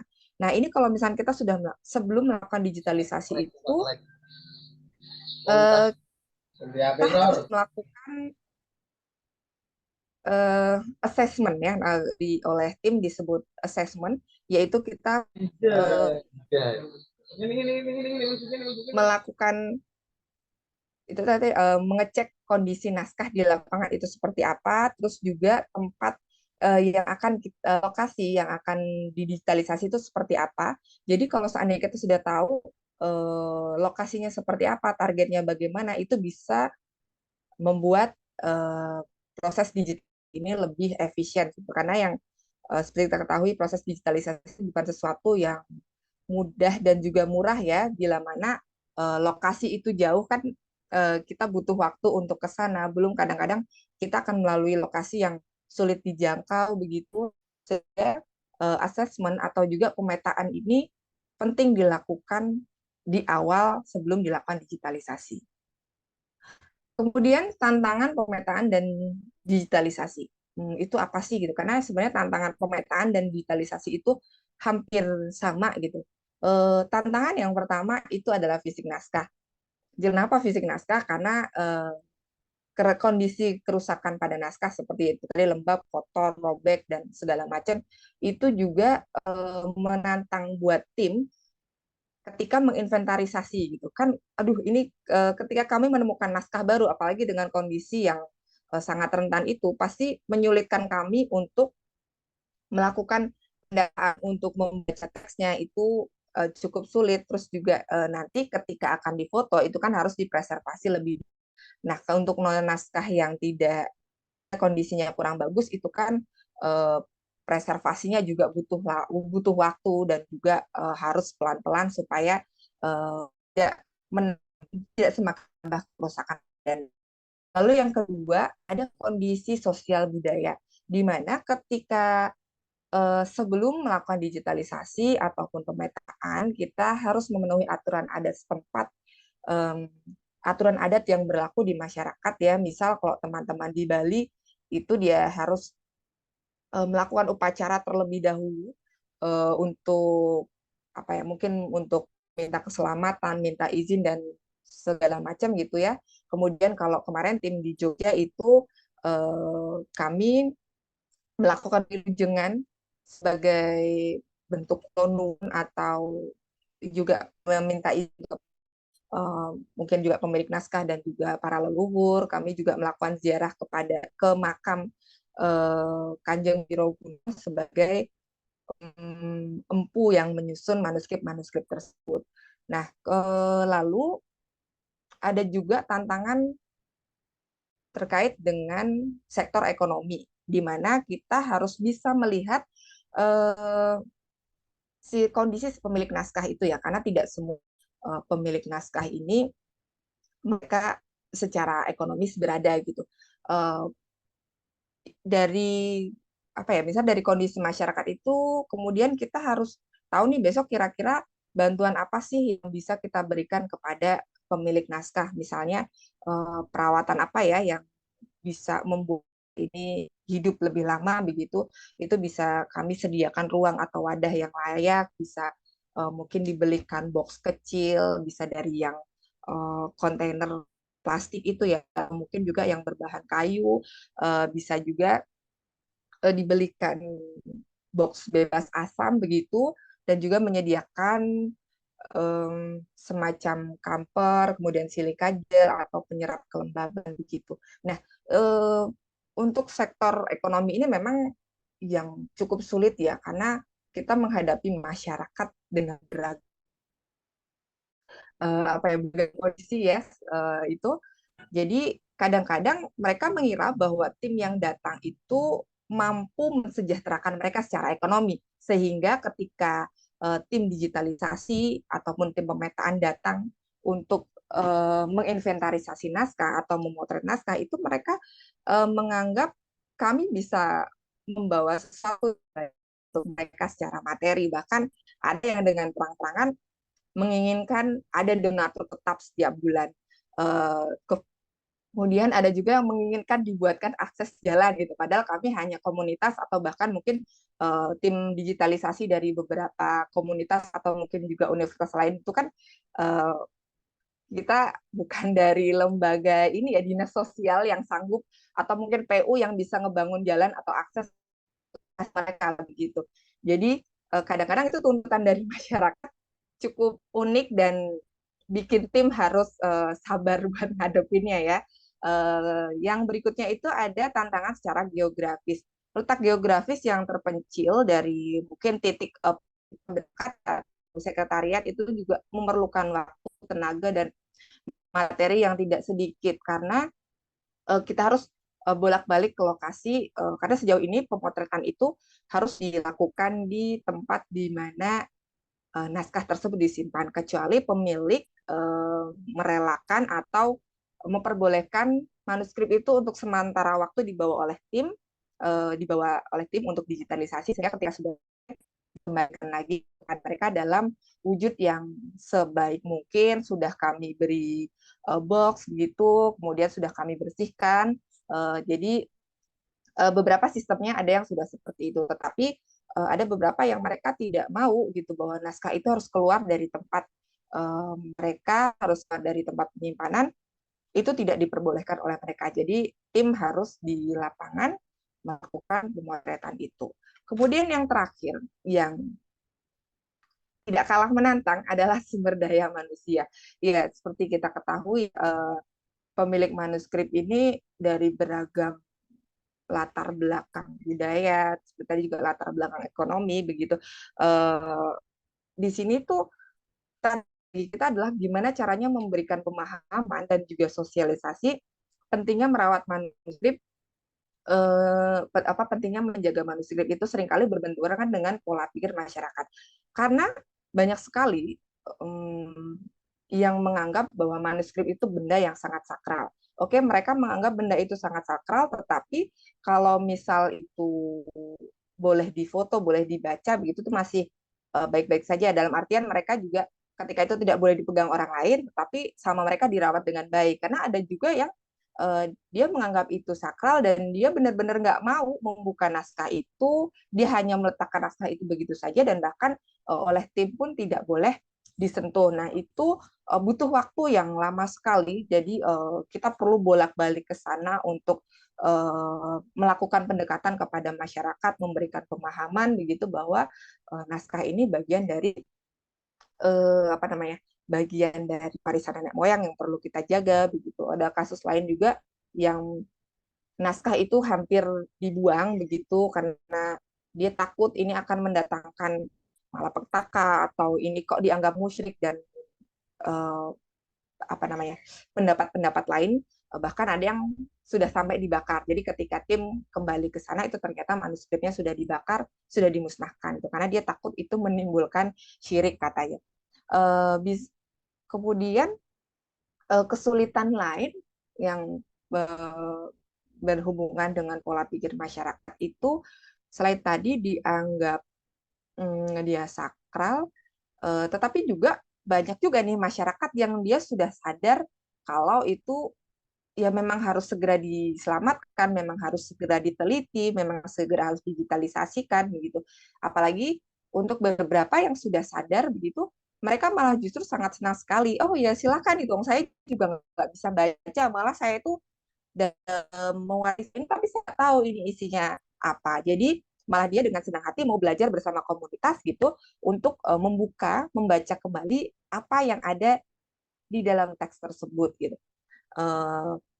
Ada juga yang mereka mau digitalisasi gitu, mereka mau didata tetapi dengan permintaan-permintaan khusus begitu. Nah, ini merupakan tantangan-tantangan yang kami hadapi dalam melakukan pemetaan dan juga digitalisasi naskah. Ya cukup menarik sih, cukup menarik dan juga kadang-kadang ya makan ini juga, makan hati juga gitu kayak ya ampun datang dari jauh-jauh gitu. Misalkan karena memang kita adabnya bertamu itu sebenarnya membawa sesuatu gitu, kita sudah membawa sesuatu tapi ternyata menurut masyarakat, menurut salah satu pemilik itu kurang apa atau sebagaimana, atau kadang-kadang dia minta yang lain gitu. Nah itu memang salah satu tantangan yang luar biasa buat kami. Sekilas presentasi dari saya, pembuka diskusi untuk membuka diskusi kita siang hari ini. Mungkin nanti teman-teman, Bapak Ibu sekalian bisa sharing juga pengalaman, mungkin entah itu pemetaan, digitalisasi, atau mungkin program inventarisasi lain yang berhubungan dengan manuskrip dan juga digitalisasi manuskrip. Terima kasih. Baik, saya ucapkan banyak terima kasih kepada Mbak Evelyn ya, yang sangat luar biasa ini. Saya sangat mengapresiasi kegiatan Jangkah yang luar biasa terkait teman-teman yang sudah terjun ke lapangan memetakan naskah yang ada di Yogyakarta dan juga mendigitalisasikan. Oke, baik, kita lanjut ke acara selanjutnya yaitu diskusi dan juga tanya jawab. Ini sudah ada beberapa pertanyaan pada kolom chat. Untuk pertanyaan yang pertama. Oke. Dari Ibu Azizatul Husniah. Siang Ibu, saya Aziza ingin bertanya apakah bisa orang awam mendapatkan pelatihan digitalisasi manuskrip? Yang pertama, kemudian untuk dari Ibu Cynthia Rizka. Assalamualaikum, saya Cynthia Iain Loksawi Pak. Sepertinya sejarah kuno Nusantara ini miskin sumber tertulis. Kepada kedua pembicara, kami persilahkan. Silakan Ibu Nurjana dulu. Mohon untuk di-unmute terlebih dahulu, Bu. Suaranya belum terdengar. Baik, terima kasih atas penanyanya, sangat bagus. Yang itu pertanyaan pertama bahwa bisa diikut sertakan dalam materi belajar untuk ahli media ya. Saya rasa kalau di lembaga memang ada tiap tahun itu dibuat program semacam pelatihan-pelatihan yang akan dikirim ke tempat yang setelah membuat pelestarian itu penuh dengan aturan, undang-undang, perbekalan, SOP, dan alat-alatnya dalam membuat pelestarian tersebut. Nah, jika kita mau ikut sertakan, dia terkadang ada semacam ini, berbayar, Bu. Ya, ada yang berbayar, kita boleh mendaftar.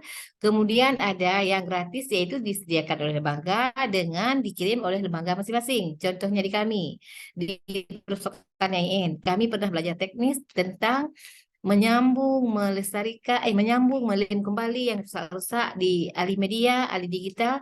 Kami pernah terjun ke sana sebanyak kemarin dari Pusaka IAIN Semawe 5 orang. Nah, di sana kita akan diberi pembekalan dan materi di bagian pelestarian. Nah, sangat boleh, itulah dari pemerintah, dari subsidi mungkin itu, kan? Kalau dari sendiri boleh ikut serta dalam organisasi lain. Nah, tapi berbayar. Kadang bila ada dari teman-teman yang mengajarkan apa namanya tentang pelestarian, mungkin karena kita ada kenal boleh ikut gabung. Nah, itu bagus ya. Kenapa? Dengan tahu bagaimana pelestarian yang dilaksanakan secara langsung yang kita lihat di tempatnya sendiri, mungkin itu lebih afdal dengan teori dan langsung prakteknya. Yang pertama. Yang kedua, pertanyaannya tadi, pertanyaan kedua tadi apa ya yang ditanyakan oleh ya Ismail ya? Mengapa sepertinya sejarah kuno Nusantara ini miskin sumber tertulis? Oh iya iya iya, benar-benar. Sejarah naskah kuno miskin sumber tertulis. Sebenarnya saya pernah membaca itu dan pernah melihat juga dikatakan miskin kali juga enggak sekarang ini karena udah banyak yang telah dipublikasikan. Menurut sepengetahuan saya, orang kita selalu berbuat, selalu mempraktekkan. Tetapi ke dalam membukukan, menulis ke dalam bentuk koleksi itu jarang, langka bahkan kan. Tetapi dengan adanya pemateri-pemateri belajar menulis, belajar cerpen, belajar membuat review atau resume atau biografi udah ada. Kenapa miskin? Itulah tadi. Naskah-naskah kuno itu kadang orang hanya menulis sebagian saja, tidak dibukukan, sehingga naskah-naskah itu kesannya kurang. Padahal di Aceh sendiri sangat menumpuk tulisan-tulisan itu. Nah, itu tergantung di mana kita melihatnya, di segi apa. Kalau mau menulis sejarah Pasai, sejarah yang ada di Aceh, bahkan udah banyak. Tetapi miskin ini bukan karena sejarahnya. Mungkin ada beberapa item kenapa naskah kita kurang. Pertama, daya menulis orang itu kurang terhadap menulis. Orang apalagi terkadang banyak bicara, banyak berbuat, tapi dalam bentuk menulis, menghasilkan koleksi itu kurang. Benar. Itu disebabkan mungkin Allah bisa karena biasa. Karena budaya itu terjadi karena kebiasaan. Jadilah satu budaya. Budaya apa? Budaya menulis literasi. Itu kembali lagi kepada trik pribadi masing-masing. Oleh karena itu, mari sekarang kita budayakan literasi menulis, Bu. Mungkin itu aja dari saya. Terima kasih. Terima kasih Bu Nurjana. Silakan untuk Mbak Evelyn untuk menanggapi pertanyaan tersebut. Oke, terima kasih Mbak Ana. Saya mau menanggapi pertanyaan yang pertama dulu ya. Tadi dari Mbak Azizah ya, kayaknya. Ibu Azizah ya. Apakah bisa orang awam mendapat pelatihan digitalisasi manuskrip? Itu bisa banget Ibu. Cuman memang tantangan mendigitalisasi manuskrip itu tidak seperti kayak kita mau mengadakan workshop foto orang atau foto produk begitu ya, Bu. Karena kita juga dituntut harus mengetahui manuskripnya, karena selain melakukan pemotretan, kita juga harus bisa membuat metadata dari manuskrip yang kita digitalisasikan. Nah, itu perlu keahlian khusus ya, kecuali mungkin apa namanya, kita punya bekal bisa membaca aksara dan juga bahasa daerah, itu bisa sangat membantu untuk menginventarisasi manuskrip. Kemudian biasanya dan juga pelatihan digitalisasi ini memang tidak banyak dilakukan karena biasanya memang sudah menyasar pada mungkin lembaga tertentu atau mungkin komunitas tertentu yang memang dia punya concern di bidang manuskrip atau misalkan yang akan diajak kerja sama dalam melakukan digitalisasi. Tapi sebenarnya sangat bisa sekali masyarakat ikut berkontribusi dalam melakukan digitalisasi, misalnya dengan cara memberikan informasi di mana naskah atau manuskrip-manuskrip tersebut berada di masyarakat. Nah, itu nanti bisa menginformasikan kepada tim digitalisasi, bisa mungkin kalau kami di Komunitas Jangka, bisa juga nanti mungkin di Jakarta itu Dreamsi, bisa juga nanti ke Perpusnas, Perpustakaan Nasional begitu. Nanti sama mereka akan dicatat dan bisa dilakukan digitalisasi begitu. Mungkin tapi sebelum digitalisasi tentunya akan inventarisasi terlebih dahulu. Lalu untuk pertanyaan berikutnya, mengapa sejarah kuno Nusantara miskin sumber tertulis? Ini sudah dijawab sama Bu Nurjana ya. Sebenarnya mungkin tidak miskin sumber, tapi mungkin kita punya keterbatasan dalam mengakses manuskripnya bisa jadi, atau kita untuk membacanya, atau bahkan mungkin juga kita tidak tahu manuskrip tersebut. Nah, dan selain itu, manuskrip itu memiliki banyak versi sehingga kita bingung mau pakai yang versi mana, atau kita mau mencoba misalkan memadukan atau membandingkan beberapa manuskrip, beberapa teksnya begitu, itu yang butuh konsentrasi yang lebih ya, itu membuat sulit untuk mencari data sejarah. Mungkin itu kali ya tambahan dari saya. Silakan Mbak Ana. Baik, terima kasih. Kita lanjutkan karena masih banyak sekali pertanyaan yang ada. Bagi Bapak Ibu yang ingin bertanya secara langsung, diperbolehkan juga untuk mengangkat tangan. Kebetulan ini sudah ada Pak Mustari, monggo untuk bisa bertanya kepada Ibu Nurjana atau Mbak Evelyn. Silakan Pak Mustari. Ya, terima kasih Mbak Ana atas kesempatannya. Saya dari UIN Jogja, masih dari Pusat Manuskrip ya. Yang bisa saya lakukan itu adalah membaca naskah-naskah Melayu dan naskah Lontara dari Bugis ya. Ingin berbagi pengalaman saja, dan nanti mungkin bisa dikonfirmasi kepada Ibu Nurjana dan Ibu Evelyn ya begitu. Pengalaman saya di Jogja, saya orang Tanjung Pinang tapi tinggal di Jogja. Saya pernah menemukan naskah itu dijual di pasar ya, di pasar Wage kebetulan. Pasar Wage itu waktu itu pagi-pagi saya mau belanja dengan istri, saya melihat ada kios yang menjual kertas-kertas begitu. Saya dekati, ternyata ada satu naskah Jawa yang itu ditulis di kertas beluang gitu ya, kertas Jawa itu.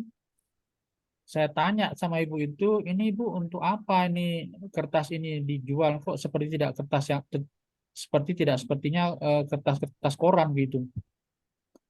Nah, itu untuk mas bilang itu untuk damel bungkus tempe gitu. Nah dia bilang mau bungkus tempe, saya terenyuh sekali dan saya langsung, kalau bisa saya beli ya Bu, ini satu buku ini. Monggo dibilang itu. Berapa harganya? 3.000 cuma waktu itu dia jual saya. Dia jual 3.000, langsung saya bayar 3.000 itu dan saya bawa pulang. Saya sendiri tidak bisa baca, tapi hak itu naskah itu. Nah kemudian saya cerita kepada rekan saya di kampus itu, saya beli naskah ini. Oh itu dibilang naskah Jawa. Kalau bisa saya pinjam, dibilang itu karena anak saya kuliah di sastra Jawa. Monggo, saya bilang saya kasihkan aja begitu. Nah sekarang naskah itu ada sama beliau dan saya tidak pernah nanya-nanya lagi apakah naskah itu sudah dibaca atau belum gitu ya. Nah begitu menurut saya kurangnya pemahaman masyarakat terhadap pernaskahan ini, padahal dia kan termasuk peninggalan budaya yang dilindungi oleh undang-undang, yang tidak bisa diperlakukan semena-mena gitu. Karena dia bisa, kalau bisa dipersoalkan itu bisa masuk ranah kriminal gitu ya. Itu yang pertama. Yang kedua, pengalaman teman saya di Sulawesi ya. Waktu itu saya mencari naskah di Sulawesi dalam rangka menulis bukan disertasi tapi tesis saya di S2. Nah, saya ngobrol dengan almarhum Pak Salim itu ya, ketika dia melakukan inventarisasi naskah seperti yang dilakukan oleh Mbak Evelyn di Gunung Kidul itu. Mereka juga ke kabupaten-kabupaten dan tidak hanya satu kabupaten. Tantangannya memang begini, salah satu tantangan itu adalah masyarakat itu menganggap sakral naskah itu, dan bagi siapa yang menyimpan naskah sepertinya memiliki gengsi tersendiri begitu. Dia bisa cerita saya punya lontara dan sebagainya begitu.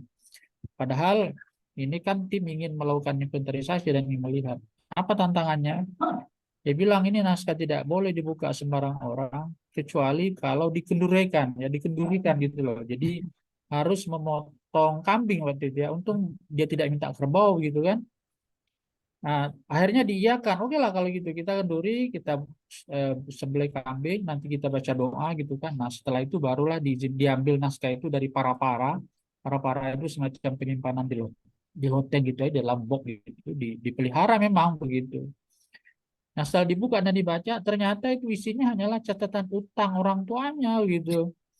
Catatan utang orang tuanya, dan ada manfaatnya sih, karena kita bisa tahu harga beras di saat itu berapa ya, harga gula berapa gitu. Tapi selebihnya ya hanya informasi seperti itu, sehingga Pak Salim bilang, pada yang punya rumah, ini naskah berharga kalau Anda buka dan baca, karena Anda bisa bayar utang orang tua Anda, dibilang gitu, daripada disimpan begitu.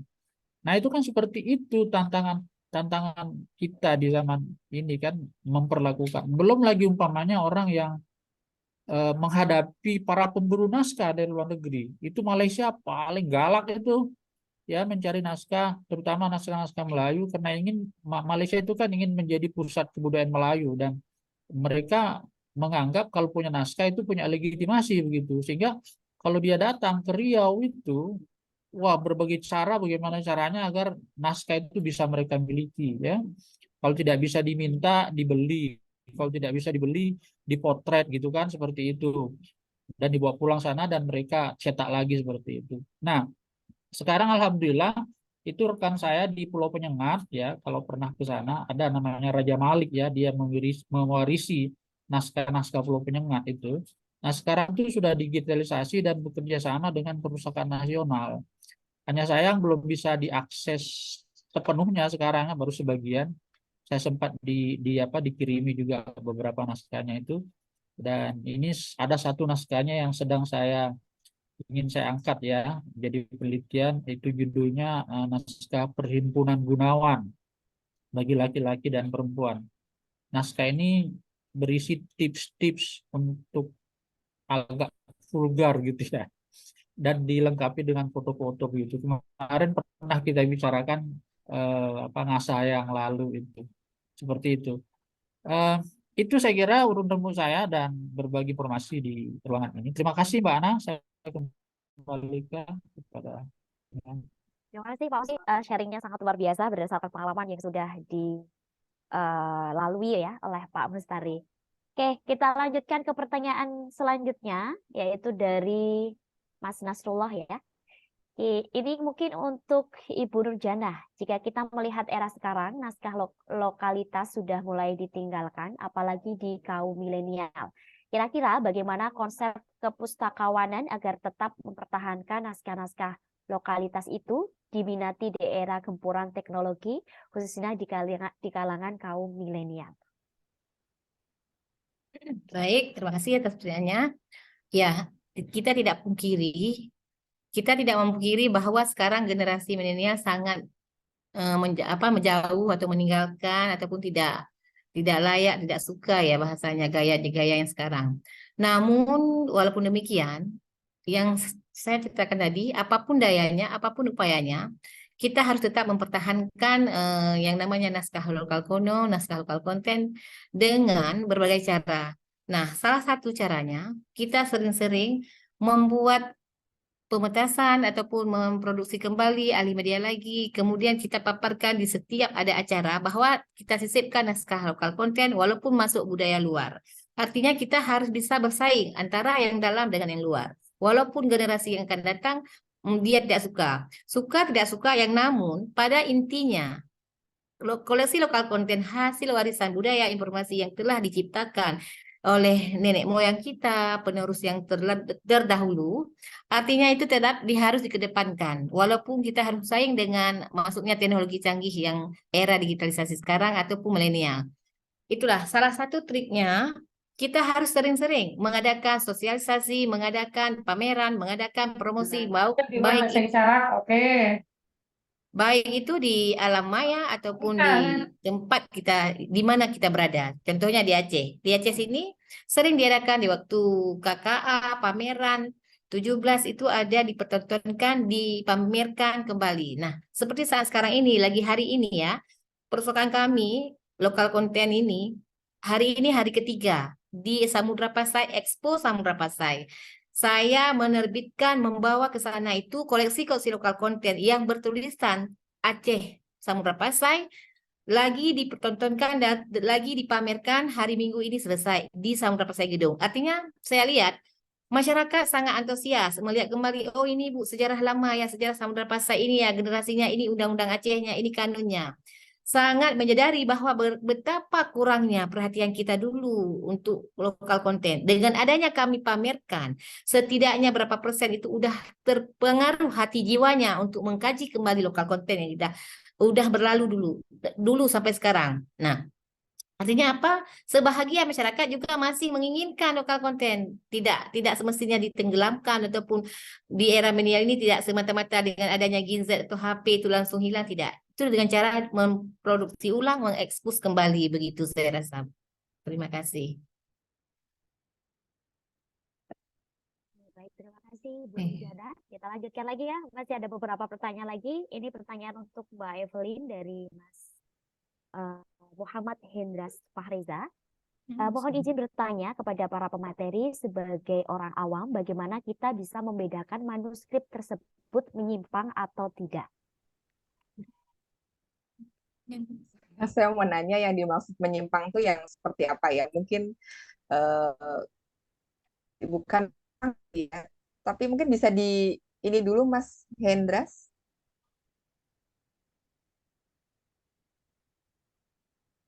Bisa dibantu menjelaskan dulu. Hendras, adakah di sini Mas Hendras?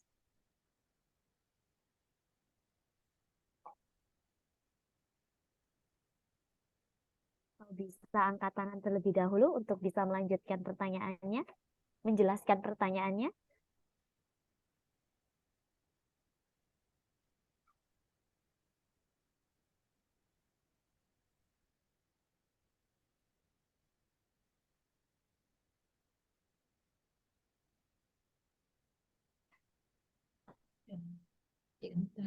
Menyimpang atau tidak sesuai dengan sejarah. Oh begitu. Untuk membedakan manuskrip itu katakanlah mungkin tidak lengkap atau tidak sesuai dengan sejarah begitu ya. Itu kita perlu melakukan pembacaan dulu teksnya secara menyeluruh ya Mas ya. Jadi sebelum kita juga menilai apakah teks itu menyimpang, teks itu salah atau dia mengalami kerusakan dan sebagaimananya, itu harus kita baca dulu. Karena biasanya kadangkala kondisi naskah yang rusak itu juga berpengaruh pada cara kita membaca naskahnya. Misal kita mungkin mau pada kata apa ya? Sebagai contoh, saya mau apa? Mungkin ada satu kalimat gitu yang misalkan dia tintanya ketutup begitu, atau misalnya tintanya buram sehingga tulisan yang terbaca misalkan tadinya saya mau bilang akan gitu, tapi ternyata di huruf K itu dia mengalami apa namanya ada yang berlubang atau mungkin bisa juga dia tintanya buram begitu atau mungkin juga dia sudah hilang dan segala macam kondisi kerusakan naskah itu sehingga mempengaruhi kita membaca yang tadinya kita mau mengatakan akan tapi kok ternyata di situ jadinya aan seperti itu. Nah, ini dalam membaca manuskrip itu memang ada metodenya sendiri ya, karena harus menggunakan metode kritik teks, mungkin juga metode penyuntingan khusus, karena kita tidak hanya sekedar membaca, tetapi juga kita perlu melihat konteksnya ya. Bisa misal pada kasus naskah-naskah dalam bentuk puisi. Nah, itu juga kadang-kadang kita tidak bisa memaknai begitu saja, kita tidak bisa menangkap maksudnya apa gitu, tapi kita bisa mencari penjelasan pada teks yang lain atau mungkin pada teks sebelum atau yang berikutnya. Jadi memang agak sulit untuk menentukan apakah naskah itu sesuai atau tidak sesuai. Jadi harus benar-benar dibaca dulu semuanya dari awal sampai akhir. Terus kemudian kita harus juga membandingkan pada sumber-sumber sumber-sumber primer atau sumber-sumber terkait yang bisa dipertanggungjawabkan terkait dengan yang akan dibahas, topik yang akan dibahas gitu ya. Misal kita mau membahas tentang naskah Babad Diponegoro. Nah, berarti kita juga harus membandingkan nih naskah Babad Diponegoro mungkin yang ditulis di Keraton Jogja, yang mungkin ditulis di Pakualaman, atau mungkin naskah Babad Diponegoro yang ada di Sonobudoyo. Nah, itu kita harus membandingkan secara interteks supaya kita tahu ini kelebihan dan kekurangan setiap isi dari teks itu apa aja gitu. Karena bisa aja mungkin naskah di Keraton dia pada episode apa begitu. Kemudian nanti naskah yang ada di Sonobudoyo ternyata dia mengambil episode yang mana gitu. Jadi tidak semua naskah itu kadang-kadang dia berisi informasi atau cerita yang lengkap. Bisa aja dia sebuah petikan atau cuplikan dari cerita yang lain begitu, atau mungkin dari suatu peristiwa begitu. Itu sih Mbak Ana. Mungkin Mas Hendras kalau mau ada yang di ini lagi silakan. Tapi kalau misalnya kita mau membedakan naskah itu asli atau tidak, itu masih bisa. Tapi kalau teksnya kita menilai dia itu palsu atau tidak, itu yang kita agak curang sepertinya, harus benar-benar dibaca. Tapi kalau misalkan suatu ketika kami juga menemukan lontar, itu dia tidak bisa kami baca gitu. Dia punya ada aksara daerahnya gitu, tapi kok ternyata dia tidak berbunyi. Dia kayak banyak pakonnya misalkan, terus kemudian kok banyak sandangan u-nya, lagi-lagi kok bunyinya kayak gitu, atau tiba-tiba dia benar-benar hanya misalkan hahaha nana caca seperti itu. Nah, itu mungkin bisa diduga itu tidak asli, atau juga bisa berupa naskah mungkin trial and error ya, karena sebelum menuliskan di lontar itu kan kita perlu mengidentifikasi ya, nanti ini bisa ditulis seberapa banyak nih yang ada di dalam satu helai lempir ini, atau mungkin juga ketika kita mau nulis di atas geluang atau di atas kertas Eropa, itu kan juga kita perlu membayangkan kira-kira dalam satu halaman ini, misal di halaman itu ada iluminasinya, maka tidak akan memuat banyak aksara atau teks. Tetapi ketika tidak ada iluminasinya, ya udah mungkin bisa lebih banyak. Nah, itu biasanya ada semacam kertas atau mungkin lempir lontar yang digunakan untuk uji coba terlebih dahulu sebelum membuat teks atau naskah yang diinginkan kayak gitu. Itu bisa kita bisa kita ketahui. Tapi kalau dari teks itu nanti biasanya hak prerogatif setiap skriptorium atau penulis yang membuatnya gitu ya. Gitu. Baik, terima kasih kepada kedua pembicara yang sudah memberikan paparan yang sangat luar biasa sekali. Dan mohon maaf kepada Bapak Ibu sekalian karena waktu kita sudah menunjukkan jam 12 kurang sedikit ya. Dan kita akan segera mengakhiri acara pada siang hari ini. Dari kurang lebih 2 jam pertemuan diskusi ilmiah ini berlangsung, saya ingin menggarisbawahi bahwa memang kita sebagai generasi muda harus mau dan juga mampu untuk melestarikan lokal konten atau manuskrip ataupun naskah kuno begitu ya, supaya isi dari naskah tersebut bisa kita wariskan ke generasi berikutnya. Dan kita juga harus melek teknologi karena memang pada saat ini kita sudah banyak gempuran era digital, banyak sekali budaya-budaya luar yang masuk ke Indonesia, bahkan lokal konten kita hampir tidak terlihat. Barangkali dengan cara seperti kita membuat lokal konten seperti K-pop, K-movie dan lain sebagainya, K-drama, itu pasti anak-anak muda mau untuk melihat dan juga mempelajari. Baik teman-teman semua dan juga Bapak Ibu sekalian, mohon maaf jika selama saya menemani dan juga membawakan acara pada kesempatan siang hari ini banyak kesalahan. Saya mohon maaf yang sebesar-besarnya, dan sebelum acara ini saya tutup, adakah sesi foto Mas Hadi? Silakan untuk sesi foto terlebih dahulu sebelum saya tutup. Ya, mohon untuk dibuka kembali kameranya Bapak Ibu. Mohon aba-abanya Mas Hadi ya. Baik, 1, 2, 3. Oke.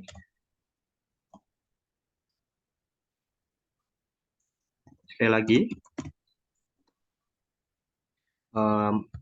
Sekali lagi, 1, 2, 3. Baik, terima kasih.